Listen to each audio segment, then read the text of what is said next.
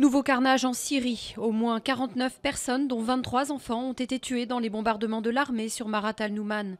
Les avions de combat ont visé un immeuble d'habitation et une mosquée dans cette ville clé du nord du pays sous contrôle rebelle. Ce nouvel épisode sanglant survient alors que l'émissaire international Lakhdar Brahimi est attendu à Damas. Il a toujours bon espoir d'obtenir une trêve pour la fin octobre. Une étape clé pour sortir de la crise, les dirigeants européens ont trouvé un compromis pour mettre en œuvre une supervision commune des banques de la zone euro en 2013.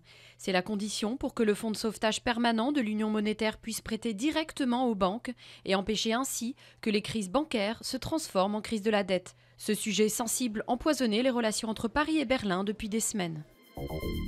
Un fourgon de transport de fonds attaqué à la Kalachnikov à Aubervilliers, mais les convoyeurs ont riposté, obligeant les malfaiteurs à s'enfuir sans butin après un violent échange de tirs.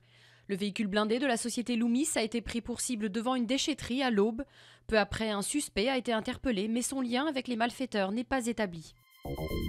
Après 17 années derrière les barreaux, Dany Le Prince a quitté la prison d'Agen. Condamné à perpétuité en 1997 pour un quadruple meurtre familial qu'il a toujours nié, il a obtenu la semaine dernière sa libération conditionnelle. Celle-ci prévoit le port d'un bracelet électronique.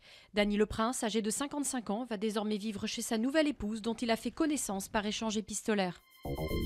Le ton monte entre Google et le gouvernement. Le moteur de recherche menace de ne plus référencer les médias français s'il devait payer une taxe s'apparentant à des droits d'auteur.